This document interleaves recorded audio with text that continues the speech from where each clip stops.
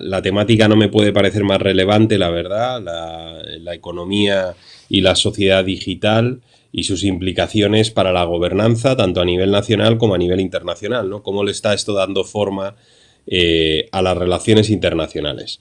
Y la pregunta no es menor, de hecho nosotros en el Ministerio le estamos dedicando el trabajo de una estrategia entera. España está en el proceso de producir su primera estrategia de tecnología y orden global, que lo que va a abordar son las dimensiones de la transformación tecnológica y su impacto en la acción exterior, ¿no? Esto es un ángulo muerto para la diplomacia tradicional y, sin embargo, esa transformación tecnológica está generando nuevos campos de acción, tanto en el ámbito de la seguridad y de la defensa, como en el ámbito de los derechos y las libertades, como en el ámbito de la economía. Está cambiando el mapa económico, que es en lo que voy a centrar preeminentemente mi intervención. Pero claro, todas estas transformaciones deberían de estar teniéndose en cuenta a la hora de configurar nuestra política exterior, ¿no? Pero bueno, entro en la materia concreta de la economía, su impacto, el impacto de la tecnología en nuestra economía y en la economía política, ¿no?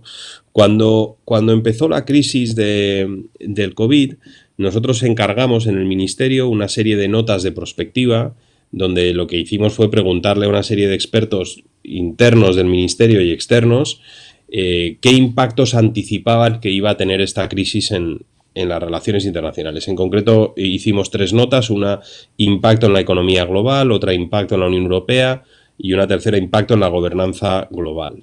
Y una de las primeras y principales conclusiones de esas notas fue que esta crisis arrastraba el riesgo, generaba el riesgo de que se profundizase la fractura social que veníamos experimentando los últimos 20 o 30 años en la mayor parte de las economías avanzadas y de los países occidentales, ¿no? Y aquí me quiero detener un minuto, porque sí que quiero entrar en la explicación de esa fractura, de sus causas y sus consecuencias, porque esto hay que enhebrarlo con la transformación tecnológica, y por qué esto nos preocupa en el marco de la COVID, ¿no? Que la COVID acelere esa fractura.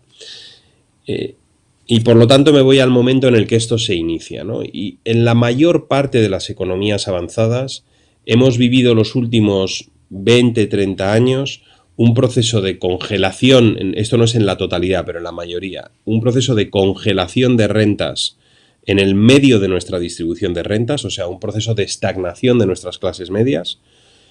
Y a la vez el proceso espejo de eso en política es que ese vaciado del centro de la clase media, del centro de nuestra distribución de rentas, produce el vaciado del centro del espectro político.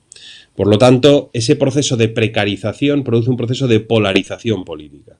Esa polarización política a nivel internacional lo que está llevando es a una construcción de una política internacional revisionista, de debilitamiento de la arquitectura multilateral en múltiples frentes. A lo mejor el más evidente es el frente comercial, con la OMT y los ataques que ha sufrido parte de la arquitectura esta de gobernanza comercial, pero no solo. Se nota en la práctica totalidad de las instituciones multilaterales, también un cuestionamiento del derecho internacional, de los procesos de integración regionales, siendo el Brexit tal vez el ejemplo más evidente de ese proceso. Y a nivel doméstico, esos procesos de polarización y de radicalización política están llevando primero a la dificultad de la construcción de consensos a nivel nacional, y luego en sus manifestaciones más severas en algunos sitios a un proceso de regresión de derechos y libertades, ¿no? Por eso hay quien se refiere a este proceso como la creciente iliberalidad del mundo, ¿no? Entonces esto se va produciendo en distintos lugares, en distintos momentos, pero si uno suma la sinfonía de las relaciones internacionales, sobre todo desde la caída del muro en adelante, pero algunas tendencias son anteriores y ahora entraré en ellas, la sinfonía que esas notas configuran es una sinfonía de revisión de la arquitectura internacional. Revisión hacia un lugar que a España no le gusta, ¿no? Y yo creo que esto hay que decirlo ya de partida, y de hecho así lo va a reflejar también nuestra estrategia de acción exterior, que es la pieza estratégica más elevada del Ministerio y que la estamos terminando de aquí a finales de año estará terminada.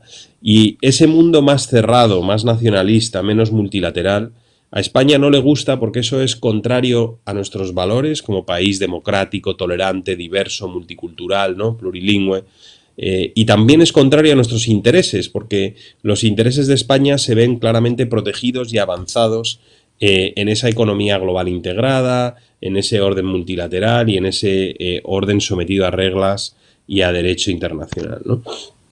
Entonces, la pregunta clave que nos tenemos que hacer, o una de las preguntas importantes, es ¿por qué se produce esa fractura de partida? ¿Cuáles son las fuerzas que nos están llevando a que economías que en el agregado están produciendo unos niveles de prosperidad sin precedentes no estén consiguiendo que en el desagregado, en la pieza de equidad, sean sostenibles, ¿no? Y os pongo solamente un ejemplo para que os hagáis una idea de esta enorme contradicción.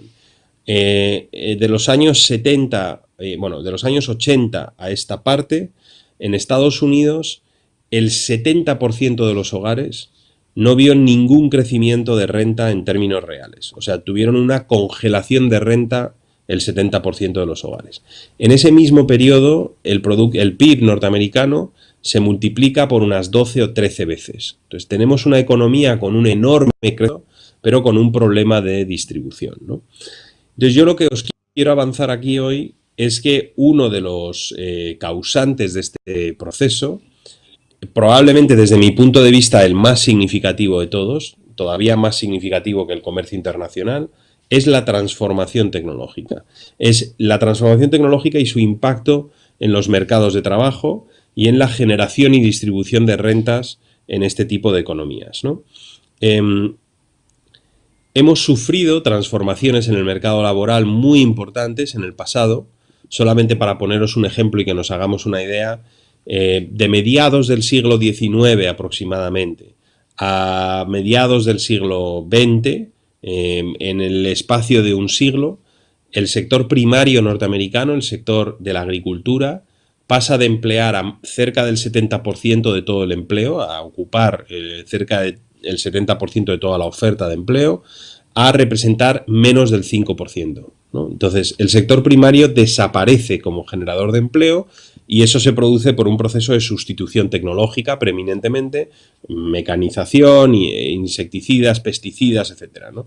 Que hacen que aumente la productividad sin la necesidad de emplear a más gente. Bueno, el sector secundario, el sector industrial, viene padeciendo un proceso parecido desde hace ya aproximadamente algo más de 3/4 partes de un siglo y tiene una forma muy parecida pero más acelerada. O sea, en el espacio de los últimos 50 años, el sector secundario americano y en la mayor parte de las economías avanzadas desaparece prácticamente como generador significativo de empleo. Nos desplazamos todos a una economía de servicios, ¿no?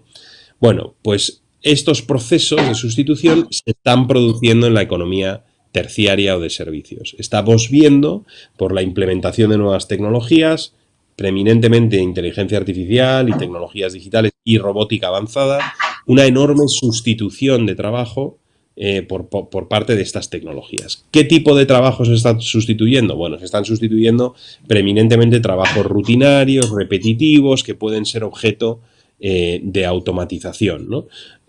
Eso resulta que son el centro de nuestra distribución de empleo y sobre todo se están sustituyendo trabajos de lo que se denominan habilidades medias y retribución media. Entonces se está polarizando la distribución de empleo, hay una serie de empleos que son difíciles de automatizar pero que son de renta no particularmente alta, todo tipo de, pues por ejemplo, peluquería, restauración, hay una serie de empleos que no se pueden automatizar, pero el centro, desde agencias de viajes, contabilidad, asesoramiento fiscal, hay una multitud de trabajos que ya empiezan a caer en el ámbito que puede ser abordado a través de nuevas tecnologías, como os decía, preeminentemente inteligencia artificial. Solamente por poneros un ejemplo, en Estados Unidos ya hay varias empresas, de hecho, de software jurídico que lo que hacen es que sustituyen la construcción de precedentes para sustentar casos, litigios o lo que fuese, ¿no? Entonces ellos toman el caso, estudian el contenido, todo esto lo hace este software y construye en base a su estudio de las bases de datos de jurisprudencia y precedentes todo el argumentario de precedentes del caso. Bueno, pues esto era, para que os hagáis una idea, se estima que como el 70-80% del trabajo de un paralegal en Estados Unidos, que es una figura de un jurista junior, ¿no? Entonces todo eso ya queda netamente automatizado, no solamente se hace sin la necesidad de emplear a nadie, sino que es más eficaz y más completo, ¿no? O sea, y eso lo estamos viviendo en múltiples sectores, ¿no? ¿Qué está produciendo esto en el agregado, ¿no? ¿Qué es lo importante? En el agregado las estimaciones son que hay una muy buena parte, depende de quién uno lea, pero la realidad es que por lo general oscilan en el entorno del 50% o algo más de las funciones que hoy desempeñan personas en el mercado laboral que son susceptibles de automatización, que en los próximos años es probable que se automaticen, hay quien utiliza el horizonte temporal de una década o 2 décadas, y que por lo tanto eso deje de ser un generador de empleo. Es muy probable que las categorías enteras no desaparezcan, pero sí funciones específicas dentro de ciertas categorías, ¿no? Pues la labor de enfermería no va a desaparecer, pero lo que va a hacer una enfermera o un enfermero en 2 décadas no tiene nada que ver con lo que están haciendo hoy, ¿no? Y probablemente la demanda total de enfermeros o enfermeras va a ser menor a la que es hoy. Eso nos plantea un reto enorme de desplazamiento a nuevos empleos en lo que ahora llegaré a ello, ¿no? Pero ¿qué está produciendo esto en la distribución de rentas, ¿no? Toda esta complejidad y toda esta transformación. Bueno, está produciendo una cosa que es extremadamente reveladora, ¿no? Y yo creo que es de los datos más reveladores que arrojan nuestra economía en los últimos años. Si veis lo que se ha producido desde los años 70 a esta parte, se ha producido una divergencia entre el aumento en productividad y las rentas del trabajo. Esto que parece un poco hermético y técnico, realmente es extremadamente importante, porque se ha roto una relación histórica que había en nuestro modelo de desarrollo económico, que era con ganancias generales en productividad, eso caía a través de rentas del trabajo y alimentaba y sostenía una clase media de tenedores de rentas del trabajo, de trabajadores. Bien, ¿cómo se puede explicar que se produzca esa divergencia, ¿no? Ese decoupling? Algunos de nosotros nos hemos referido a ese decoupling como una fractura de nuestro contrato social. Bueno, eso se ha producido porque hemos descubierto la forma de ganar en productividad sin emplear a más gente o sin remunerar mejor a la gente que está siendo empleada, ¿no? Entonces, esto nos plantea un problema muy importante de sostenibilidad del modelo. Te produce la precarización de clases medias que comentaba antes y te produce un segundo problema que también comentaba antes, que es una explosión de la desigualdad, porque las rentas, en vez de caer a rentas del trabajo, se concentran en los tenedores de rentas de capital, que son los dueños de los algoritmos, ordenadores, robots, etcétera, que están siendo capaces de desplazar ese empleo. Esto, como os decía antes, rompe en parte nuestra política porque sin ese medio es muy difícil sostener una democracia deliberativa que se ve sometida a embestidas y a tensiones si lo que hacemos es vivir en los extremos del espectro político, ¿no? Voy a llegar al final a la parte de soluciones y cómo abordar esto, pero ahí tenemos un serio problema que tiene que ver con el efecto de la tecnología en los mercados de empleo, ¿no? y la distribución de rentas. Pero es que además tiene dos problemas adicionales la economía digital que quiero mencionar, ¿no? Uno es su impacto en empleo y hay dos más. Uno tiene que ver con la distribución geográfica de la innovación en la economía digital. Y esto vuelve a ser interesante y sorprendente, ¿no? Y preocupante, ¿no? Pero sobre todo es fascinante porque no lo esperábamos. Me imagino que conoceréis la tesis de Friedman y toda esta gente que decían que el mundo iba a ser plano, ¿no? Escribió un libro muy famoso que decía el mundo plano. Bueno, lo que se refería con eso es a que la tecnología iba a deshacer los efectos de la geografía y uno iba a poder conectarse a procesos productivos allí donde estuviese, aportar valor, desconectarse. Incluso se llegó a especular con que se iba a producir una especie de renacimiento de la periferia, ¿no? La gente iba a redescubrir el campo, se iban a conectar a través de internet a empleos y lo que fuere. Bueno, la realidad es justo la contraria. Los últimos 15 años hemos visto una enorme concentración del empleo, sobre todo el empleo tecnológico, en nodos muy concretos de conocimiento y de transferencia tecnológica. Y los nodos están clarísimos. Solamente os pongo un dato americano porque uso muchos datos americanos porque es el país que conozco, pero sobre todo porque es el que es más rico en la producción de este tipo de información. Pero el último informe que he leído sobre esto en Estados Unidos, hay quien lo llama economías de aglomeración, esta fuerza. El último informe es que en los últimos 15 años el 90% de todos los empleos en tecnología, en el sector tecnológico, se crearon en 5 ciudades en Estados Unidos. San José, San Diego, San Francisco, Seattle y Boston. Y el resto no vio prácticamente ninguna creación de empleo en tecnología, ¿no? Que son los empleos mejor remunerados en los sectores más competitivos, ¿no? Todavía no sabemos muy bien por qué se produce esto, ¿no? Esta concentración.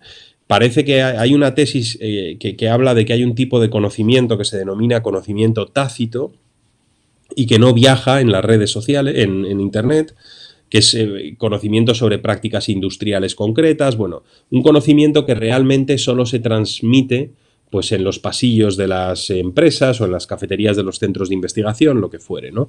Hay otra tesis que dice que la economía digital es ya tan sofisticada que requiere un conocimiento interdisciplinar muy claro, y entonces lo que te hacen falta son perfiles muy diversos en espacios muy estrechos para producir verdadera innovación. Sea como fuere, esta es una fuerza evidente de la economía digital y esto nos produce una fractura territorial muy seria.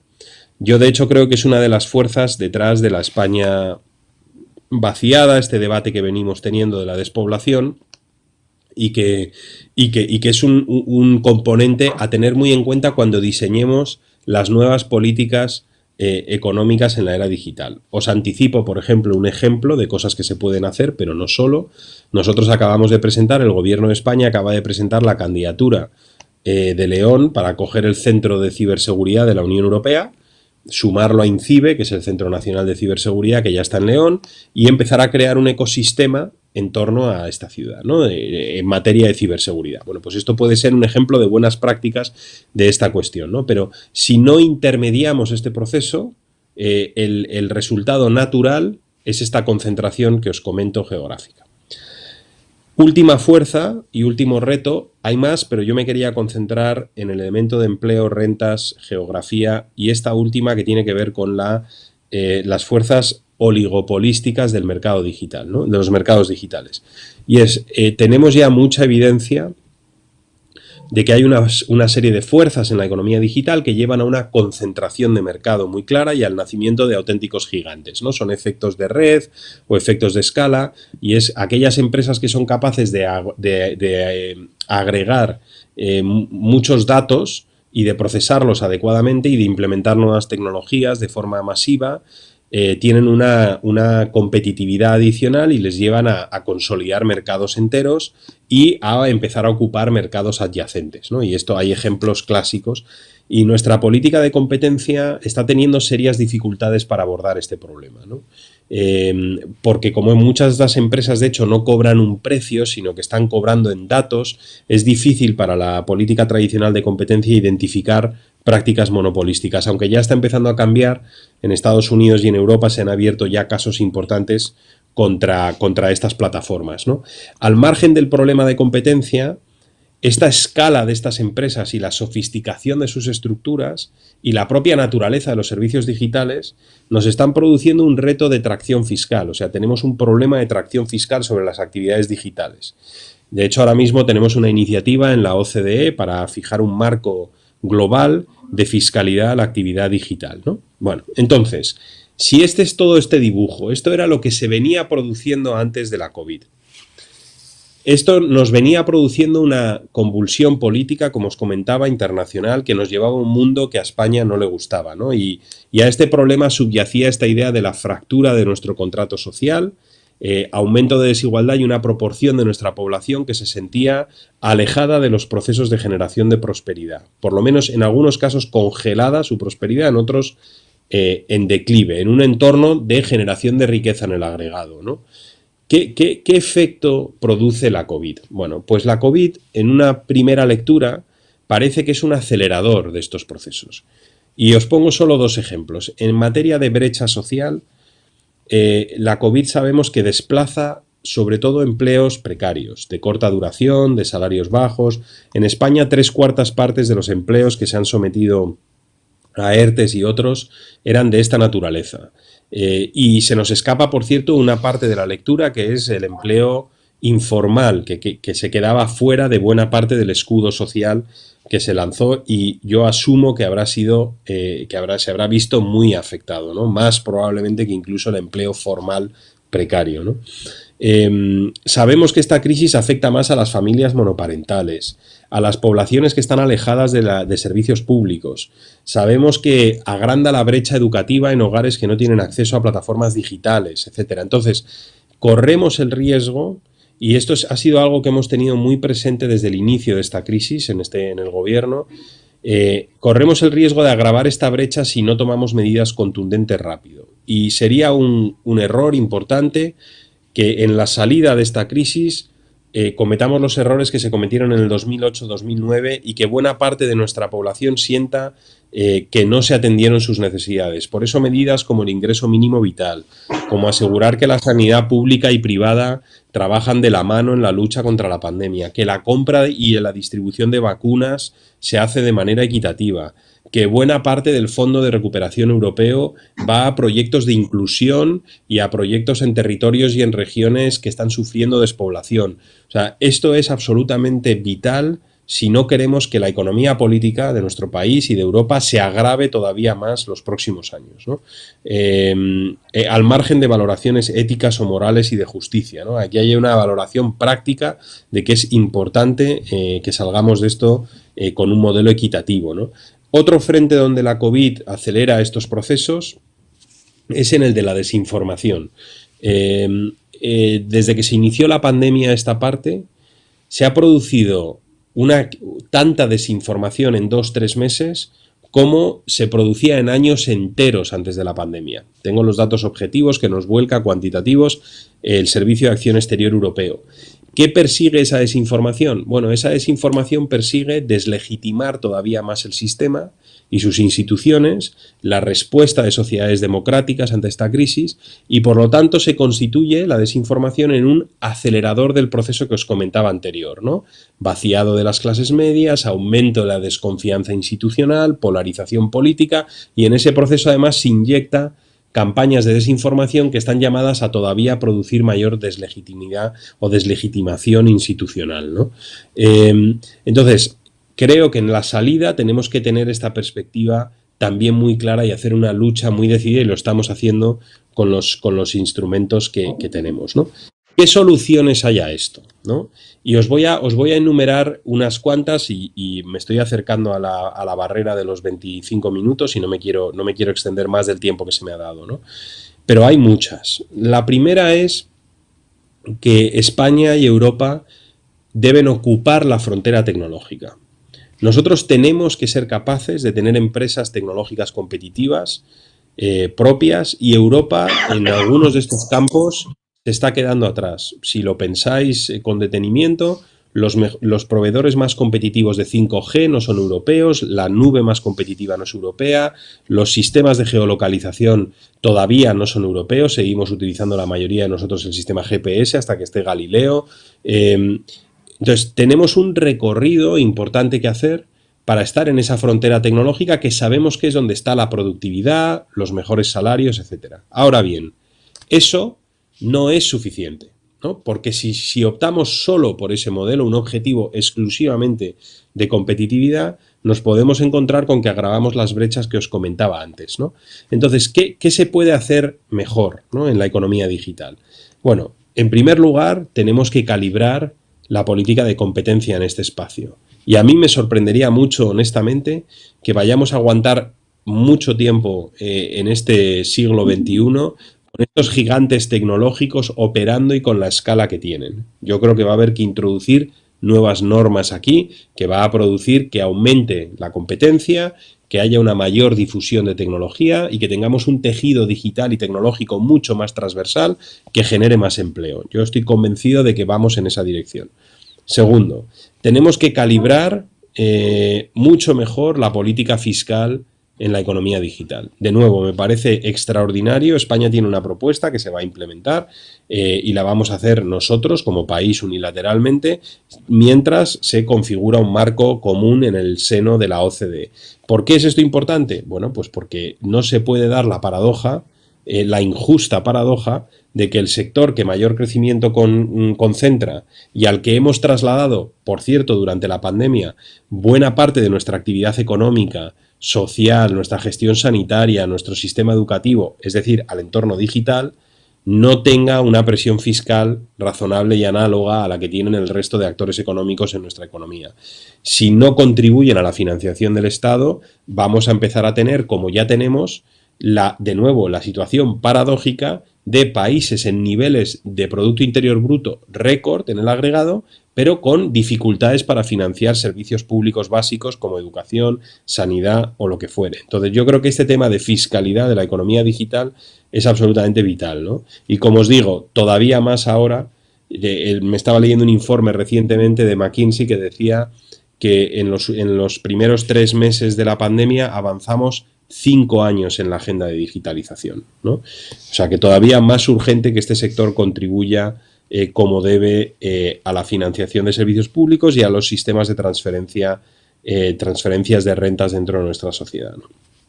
Tercer tema, deberíamos elaborar marcos regulatorios equilibrados y justos tanto para los actores nuevos, startups y empresas del entorno tecnológico, como para los actores establecidos en nuestras economías. Aquí se da la paradoja de que una fintech no está sometida a buena parte del marco regulatorio al que sometemos a nuestros bancos, o que una red social no está sometida ni de lejos al marco regulatorio al que están sometidas nuestros medios de comunicación. Por cierto, esto, un pequeño paréntesis, es de nuevo otra de las grandes paradojas de nuestra era. Tenemos redes sociales que a todos los efectos se comportan como medios de comunicación, aunque las propias redes aleguen que no son medios de comunicación, pero la realidad es que nos filtran y nos gestionan información, pero no están sometidas a las reglas de responsabilidad del contenido que distribuyen. Entonces tenemos, que es por cierto lo que hacemos con nuestros periódicos. Un periódico no puede publicar falsedades en su portada o en su contenido y no ser responsable de esas falsedades publicadas. Y las redes sociales sí, ¿no? Entonces, esa idea de tener un level playing field en el sector, en la economía, yo creo que es vital, porque si no estamos dando una ventaja a un tipo de empresa muy concreto, que por cierto genera bastante menos empleo de las empresas a las que desplaza, y en el caso europeo además estamos dando una ventaja competitiva muy clara a una serie de empresas que por lo general de hecho no son siquiera europeas. Entonces estamos desplazando actores económicos estratégicos, no porque sean poco competitivos, sino simple y llanamente porque tienen una carga regulatoria muy superior a la de estos nuevos actores que tenemos en la economía digital, ¿no? Y luego, en cuarto lugar, creo que es muy importante la cuestión que os decía de la distribución geográfica del crecimiento, ¿no? Y yo creo que aquí tenemos que tener una lente y una preocupación permanente y constante por cómo y dónde conectamos con infraestructuras, distribuimos los centros de investigación, distribuimos las instituciones públicas y otras, para generar un crecimiento muchísimo más vertebrado territorialmente, que nos permita capitalizar el talento que tenemos por todo el país, pero a la vez generar estos nodos competitivos sobre industrias concretas. Yo soy optimista, y con esto quiero terminar, porque lo que tenemos es un problema, no tenemos un problema de generación de prosperidad, tenemos un problema de distribución de prosperidad. Incluso después del enorme impacto que va a tener la COVID y lo transformadora que va a ser, nuestro gran reto va a ser salir de aquí de manera equitativa, ¿no? El Fondo Europeo el Next Generation, acabamos de presentar el plan de inversiones que ha presentado España. Es una oportunidad histórica para avanzar buena parte de la agenda que os acabo de plantear. Una parte no menor va a ir a proyectos de digitalización y va a garantizar que España esté en esa frontera en sectores clave, tecnológica, y una muy buena parte va a ir a sostenibilidad y otra parte va a ir a inclusión. O sea, nosotros hemos logrado ya, y España ha contribuido a esto, a que la inclusión sea una pieza fundamental en el proceso de salida. Os pongo un último ejemplo. Nosotros estamos presidiendo en estos momentos la ministerial de la OCDE. De hecho, mañana arranca la ministerial en sentido estricto y España es el presidente de turno. Y nosotros la hemos diseñado entera, todo el debate de la ministerial, en torno a estas tres ideas: digital, verde y sostenible, ¿no? Digital, verde e inclusivo, ¿no? Sostenible socioeconómicamente. Y ha sido un debate entero sobre el modelo de salida. Entonces yo creo que hay un enorme consenso a nivel global de que esta es la forma de salir, y España ha contribuido a ello, y es en lo que tenemos que trabajar: hacer de la economía digital un enorme motor de prosperidad compartida y abordar los retos que nos plantea de frente. Bueno, director, aquí lo dejo, pero estoy atento a cualquier cuestión que queráis plantear. Un abrazo.